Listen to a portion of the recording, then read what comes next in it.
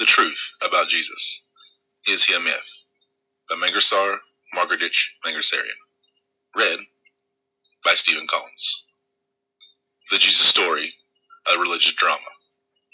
We have now progressed far enough in our investigation to pause a moment for reflection before we proceed any further. I am conscious of no intentional misrepresentation or suppression of the facts relating to the question in hand. If I've erred through ignorance, I shall correct any mistakes I have made, if some good reader will take the trouble to enlighten me. I am also satisfied that I have not commanded the evidence, but have allowed the evidence to command me. I am not interested in either proving or disproving the existence of the New Testament Jesus. I am not an advocate. I am rather an umpire, who hears the evidence and pronounces his decision accordingly. Let the lawyers or the advocates argue pro and con. I only weigh, and I am sure, impartially, the evidence which the witnesses offer. We have heard and examined quite a number of these, and I, at least, am compelled to say that unless stronger evidence be forthcoming, a historical Jesus has not been proven by the evidence thus far taken in. This does not mean that there is no evidence whatever that Jesus was a real existence, but that the evidence is not enough to prove it. To condemn or to acquit a man in a court of law, there must not only be evidence, but enough of it to justify a decision. There is some evidence for almost any imaginable proposition, but that is not enough. Not only does the evidence offered to prove Jesus' historicity, already examined, fail to give this assurance, but, on the contrary, it lends much support to the opposite supposition, namely, that in all probability, Jesus was a myth, even as Mithra, Osiris, Isis, Hercules, Samson, Adonis, Moses, Attis, Hermes, Hercules, Apollo of Tyana, Krishna, and Indra were myths. The story of Jesus, we are constrained to say, possesses all the characteristics of a religious drama, full of startling episodes, thrilling situations, dramatic action, and denouement. It reads more like a play than plain history. From such evidence as the Gospels themselves furnish, the conclusion that he was no more than the principal character in a religious play receives much support. Mystery and morality plays are of a very ancient origin. In earlier times, almost all popular instruction was by means of tableau vivant. As a great scenic or dramatic performance, with Jesus as the hero, Judas as the villain, with conspiracy as its plot, and the trial, the resurrection, and ascension as its finale, the story is intelligent enough. For instance, as the curtains rise, it discloses upon the stage shepherds tending their flocks in the green fields under the moonlit sky. Again, as the scene shifts, the clouds break, the heavens open, and voices are heard from above, with a white-winged chorus chanting an anthem. The next scene suggests a stable with the cattle in their stalls, munching hay. In a corner of the stable, close to a manger, imagine a young woman stooping to kiss a newly born babe. Anon appear three bearded and richly costumed men, with presents in their hands, bowing their heads in ecstatic adoration. Surely enough, this is not history. It does not read like history. The elements of fiction run through the entire Gospels, and it is warp and woof. A careful analysis of the various incidents in this ensemble will not fail to convince the unprejudiced reader that while they possess all the essentials for dramatic presentation, they lack the requirements of real history. The open heavens, angel choirs, grazing flocks, watchful shepherds, worshiping magicians, the stable crib, the mother and child, the wonderful star, the presents, the anthem. All these, while they fit admirably as stage settings, are questionable material for history. No historical person was ever born in so spectacular a manner. The gospel accounts of Jesus is an embellished, ornamental, even sensational dramatic creation to serve as an introduction for a legendary hero. Similarly, theatrical furniture has been used thousands of times to introduce other legendary characters. All the Savior gods were born supernaturally. They were all half God, half man. They were all of royal descent. Miracles and wonders attended their birth. Jesus was not an exception. We reject as mythical the birth stories about Mithra and Apollo. Why accept as history those about Jesus?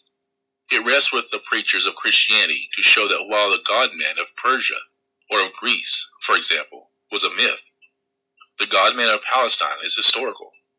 The dramatic element is again plainly seen in the account of the betrayal of Jesus. Jesus, who preaches daily in the temples and in public places, who talks to the multitude on the mountain and at the seaside, who feeds thousands by miracles. The report of those wonderful cures has reached the ends of the earth, and who is often followed by such a crush that to reach him an opening has to be made in the ceiling of the house where he is stopping, who goes in and out before the people and is constantly disputing with the elders and leaders of the nation, is, nevertheless, represented as being so unknown that his enemies have to resort to the device of bribing with 30 silver coins one of his disciples to point him out to them, and which is to be done by a kiss. This might make a great scene upon the stage, but it is not with the way things happen in life. Then read how Jesus is carried before Pilate, the Roman governor, and how while he is being tried, a courier rushes in with a letter from Pilate's wife, in which is dramatically torn open and read aloud in the presence of a crowded court. The letter, it is said, was about a dream of Pilate's wife, in which some ghost tells her that Jesus is innocent, that her husband should not proceed against him. Is this history? Roman jurisprudence had not degenerated to an extent as to permit the dreams of a woman or of a man to influence the course of justice. But this latter episode was invented by the playwright, if I may use that phrase, to prolong the dramatic suspense, to complicate the situation, to twist the plot, and thereby render the impression produced by its piece more lasting. The letter and the dream did not save Jesus. Pilate was not influenced by his dreaming wife. She dreamed in vain. In the next place, we hear Pilate pronouncing Jesus guiltless, but, forthwith, he hands him over to the Jews to be killed. Does this read like history? Did ever a Roman court witness such a trial? To pronounce a man innocent, and then to say to his prosecutors, if you wish to kill him, you may do so, is extraordinary conduct. Then, proceeding, Pilate takes water and ostentatiously washes his hands, a proceeding introduced by a Greek or Latin scribe, who wished, in all probability, to throw the blame of the crucifixion entirely upon the Jews. Pilate, representing the Gentile world, washes his hands of the responsibility of the death of Jesus, while the Jews are made to say, his blood be upon us and our children. Imagine the clamor, howling Jews, trampling on one another, gesticulating furiously, gnashing their teeth, foaming at the mouth, and spitting in one another's face as they shout, crucify him, crucify him. A powerful stage setting, to be sure. But is it impossible to imagine that such disorder, such anarchy, could be permitted in any court of justice?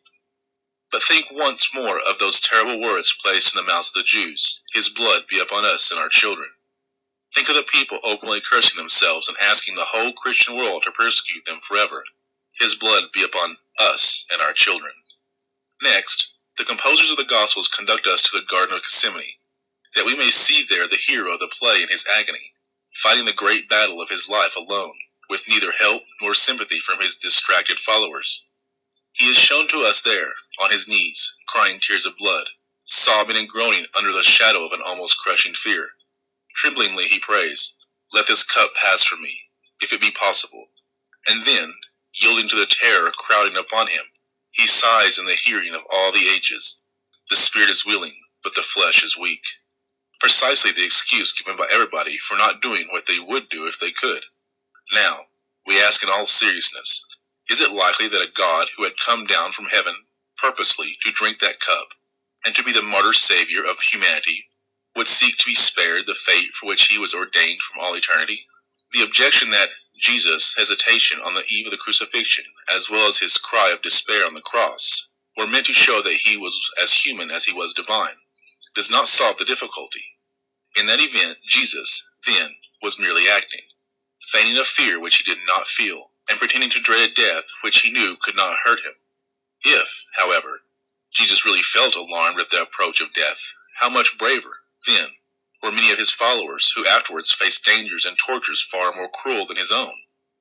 We honestly think to have put in Jesus' mouth the words above quoted, and also to have represented him as closing his public career with a shriek on the cross, my God, why hast thou forsaken me?"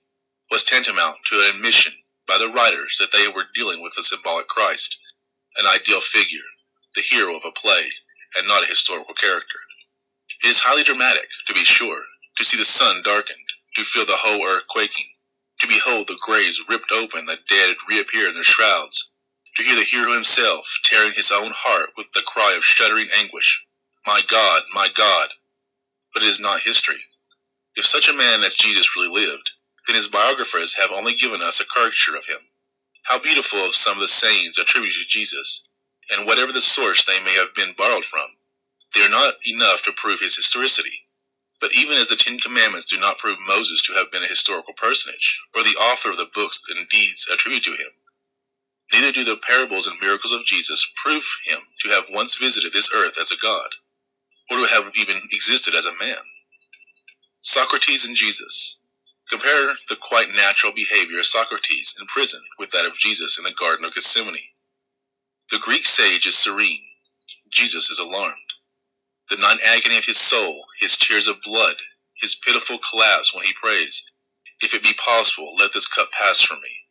All this would be very impressive on the boards, but they seem incredible of a real man engaged in saving a world. Once more we say that the defense that it was the man in Jesus and not the God in him that broke down would be unjust to the memory of thousands of martyrs who died by more terrible death than that of Jesus. As elsewhere stated, but which cannot be too often emphasized, what man would not have embraced death with enthusiasm? Without a moment's misgiving, did he think that by his death and sin would be no more? Who would shrink from a cross which is going to save millions to millions, added from eternal burnings? He must be a phantom, indeed, who trembles and cries like a frightened child because he cannot have the crown without the cross. What a spectacle for the real heroes crowding the galleries of history! It is difficult to see the shrieking and shuddering Savior of the world, his face bathed in perspiration, blood oozing out of his forehead, his lips pale, his voice breaking into a shriek, my God, why hast thou forsaken me?" It is difficult to witness all this and not pity him. Poor Jesus! He is going to save the world, but who is going to save him? If we compare the trial of Jesus with that of Socrates, the fictitious nature of the former cannot possibly escape detection. Socrates was so well known in Athens that it was not necessary for his accusers to bribe one of his disciples to betray him. Jesus should have been even better known in Jerusalem than Socrates was in Athens. He was daily preaching in the synagogues, and his miracles had given him éclat, which Socrates did not enjoy. Socrates is not given to court at night, bound hand and feet. Jesus is arrested in the glare of torchlights after he is betrayed by Judas with a kiss.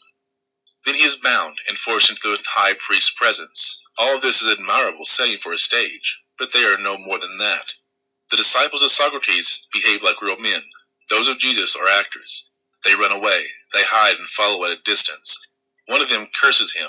The cock crows. The apostle repents. This reads like a play. In the presence of his judges, Socrates makes his own defense. One by one he meets the charges. Jesus refused, or according to two of the evangelists, to open his mouth at his trial. This is dramatic, but it is not history. It is not conceivable that a real person accused as Jesus was would have refused a great opportunity to disprove the charges against him. Socrates' defense of himself is one of the classics. Jesus' silence is a conundrum. But he answered nothing. But Jesus as yet answered nothing. And he answered him never a word, is the report of two of his biographers. The two other evangelists, as is usual, contradict the former and produce the following dialogues between Jesus and his judges, which from beginning to end possesses all the marks of unreality. Pilate: Art thou the king of the Jews? Jesus: Sayest thou this thing of thyself, or did others tell it thee of me? Pilate: Art thou a king? Jesus: Thou sayest I am a king. Is it possible that a real man, not to say the Savior of the world, would give such unmeaning and evasive replies to straightforward questions? Does it not read like a page from fiction? In the presence of the priests of his own race, Jesus is as indefinite and sophistical as he is before the Roman Pilate. The priests: Art thou the Christ? Tell us. Jesus: If I tell you, you will not believe me. The priests: Art thou the Son of God? Jesus: Ye say that I am. In the first answer he refuses to reveal himself because he does not think he can command belief in himself. In the second answer, he either blames them for saying he was the Son of God, or quotes their own testimony to prove that he is the Son of God. But if they believe he was God, would they try to kill him? Is it not unthinkable? He intimates that the priests believe he is the Son of God. Ye say that I am. Surely, It is more probable that these dialogues were invented by the anonymous biographers than that they really represent an actual conversation between Jesus and his judges. Compare in the next place the manner in which the public trials of Socrates and Jesus are conducted. There is order in the Athenian court. There is anarchy in the Jerusalem court. Witnesses and accusers walk up to Jesus and slap him on the face, and the judge does not reprove them for it. The court is in the hands of the rowdies and the hoodlums, who shout, "Crucify him," and again, "Crucify him." A Roman judge, while admitting that he finds no guilt in Jesus deserving of death, is nevertheless represented as handing him over to the mob to be killed. After he has himself scourged him, no Roman judge could have behaved as this Pilate is reported to have behaved toward an accused person on trial for his life. All that we know of civilized government, all that we know of the jurisprudence of Rome, contradicts this inspired account of a pretend historical event. If Jesus was ever tried and condemned to death in a Roman court, an account of it that can command belief has yet to be written. Again, when we come to consider the random, disconnected, and fragmentary form in which the teachings of Jesus are presented, we cannot avoid the conclusion that it is a dramatis persona, brought up on the stage to give expression not to the consistent, connected, and careful worked-out thought, but to voice with many breaks and interruptions the ideas of his changing managers. He is made to play a number of contradictory roles, and appears in the same story in totally different characters. One editor or compiler of the Gospel describes Jesus as an ascetic and a mendicant, wandering from place to place, without a roof over his head, and crawling at eveningtide into his cave in the Mount of Olives. He introduces him as the man of sorrows, fasting in the wilderness, counseling people to part with their riches, and promising the kingdom of heaven to Lazarus, the beggar. Another redactor announces him as eating and drinking, and the banquets of publicans and sinners, a wine-bibbing Son of Man. John the Baptist came neither eating nor drinking, but the Son of Man came both eating and drinking, which, if it means anything, means that Jesus was the very opposite of the ascetic John. A partisan of the doctrine of non-resistance puts Jesus' mouth the words, "Resist not evil, the meek shall inherit the earth," etc., and counsels that he who smites us on one cheek should be permitted to strike us also on the other, and that to him who robs us of an undergarment, we should also hand over our outer garments. Another draws the picture of a militant Jesus, who could never endure such precepts as indolence and resignation. "The kingdom of heaven is taken by violence," cries this new Jesus, and intimates that no such beggar like Lazarus, sitting all day long with the dogs and his sores, can ever earn so great a prize. With a scourge in his hand, this Jesus rushes upon the traders in the temple court, upturns their tables, and whips their owners into the streets. Surely this was resistance of the most pronounced type. The right to use physical force could not have been given a better endorsement than by this example of Jesus. It will not help matters to say that these money changers were violating divine law and needed chastisement with a whip. Is not the man who smites us upon the cheek or robs us of our clothing equally guilty? Moreover, these traders in the outer court of the synagogue were rendering the worshippers a useful service. Just as candles, rosaries, images, and literature are sold in church vegetables for the accommodation of Catholics, so were doves, pigeons, and Hebrew coins, necessary to the Jewish sacrifices, sold in the temple courts for the Jewish worshippers.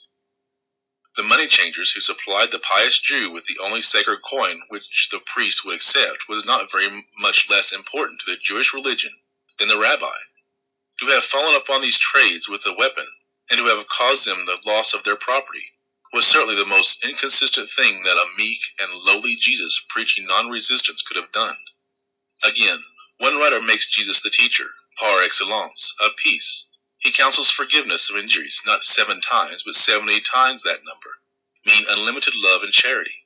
Love your enemies, bless them that curse you, is his usual advice. But another hand retouches this picture, and we have a Jesus who breaks his own golden rule. This other Jesus heaps abuses on the people who displeases him, calls his enemies vipers, serpents, devils, and predicts for them eternal burnings in sulfur and brimstone. How could he who said, "Come unto me, all ye that are heavy laden," say also, "Depart from me, ye cursed"? Who cursed them? How can there be an everlasting hell in a universe whose author advises us to love our enemies, to bless them that curse us, and to forgive 70 times 7? How could the same Jesus who said, "Blessed are the peacemakers," say also, "I came not to bring peace, but a sword"?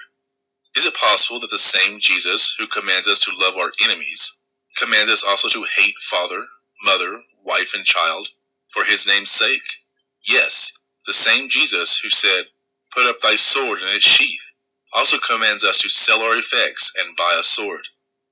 Once more, a believer in the divinity of Jesus, I am going to say, invents the following text: "The Father and I are one." An opponent to this Trinitarian dogma introduces a correction which robs the above text of its authority. "The Father is greater than I," and makes Jesus admit openly that there are some things known to the Father only. It is difficult not to see these passages the beginning of terrible controversies which, starting with Peter and Paul, have come down to our day, and which will not end until that Jesus shall take his place among the mythical saviors of the world. To harmonize these and many different Jesuses into something like unity or consistency, 1,000 books have been written by the clergy. They have not succeeded.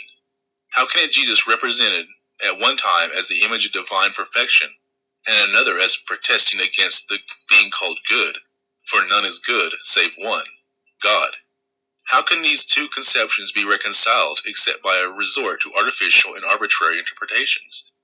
If such insurmountable contradictions in the teachings and character of another would weaken our faith in his historicity, then we are justified in fearing that in all probability Jesus was only a name, the name of an imaginary stage hero, uttering the conflicting thoughts of his prompters. Again, such phrases as, "and he was caught up in the cloud," describing the ascension and consequent disappearance of Jesus, betray the anxiety of the authors of the Gospels to bring their marvelous story to a close, not knowing how to terminate the career of an imaginary Messiah. Its creators invented the above method of dispatching him. He was caught up in a cloud, but for that, the narrators would have been obliged to continue their story indefinitely. In tragedy, the play ends with the death of the hero, but if the biographies of Jesus had given a similar excuse for bringing their narrative to a finale, there would have been the danger of their being asked to point out his grave.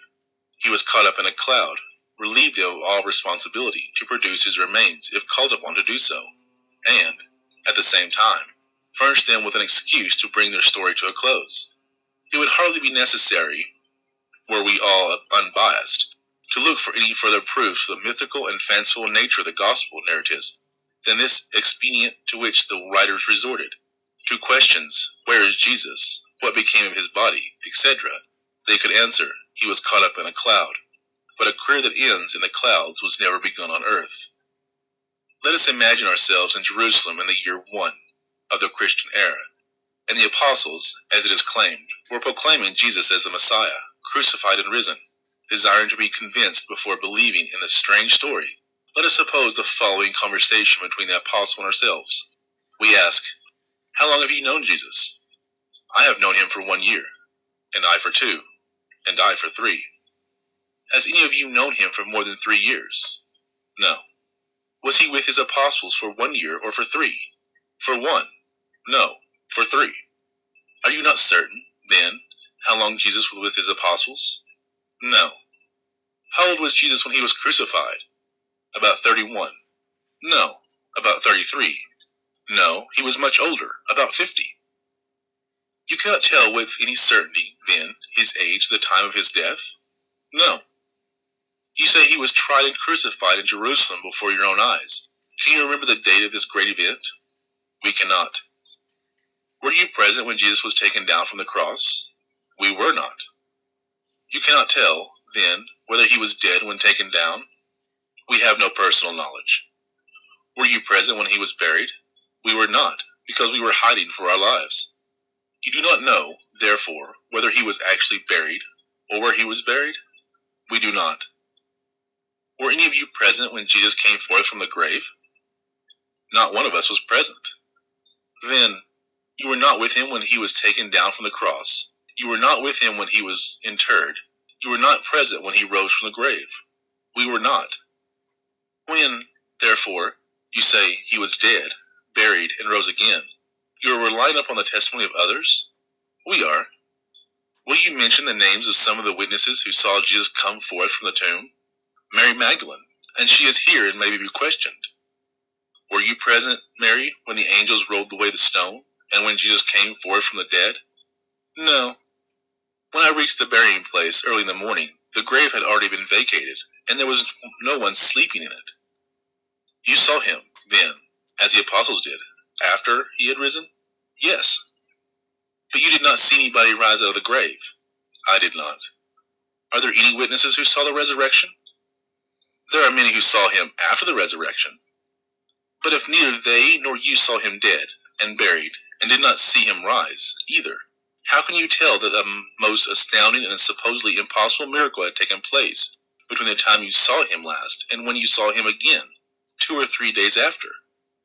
Is it not more natural to suppose that, being in a hurry on account of the approaching Sabbath, Jesus, if ever crucified, was taken down from the cross before he had really died, and that he was not buried, as rumor states, but remained in hiding, and is showing himself to you under cover of darkness and in secluded spots in the dead of night only, would seem to confirm this explanation?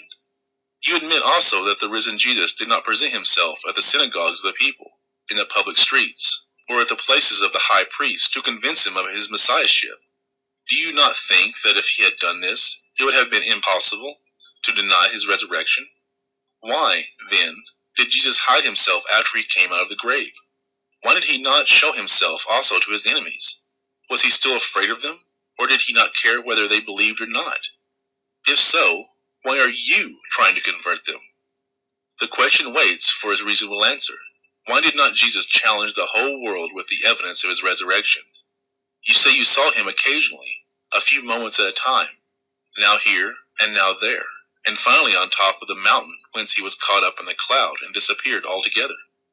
But that cloud has melted away, the sky is clear, and there is no Jesus visible there. The cloud, then, had nothing to hide. It was unnecessary to call in a cloud to close the career of your Christ. The grave is empty, the cloud has vanished. Where is Christ? In heaven? Ah, you have at last removed him to a world unknown, to the undiscovered country. Leave him there. Criticism, doubt, investigation, the light of day, cannot cross its shores. Leave him there. This ends the Jesus Story, a Religious Drama.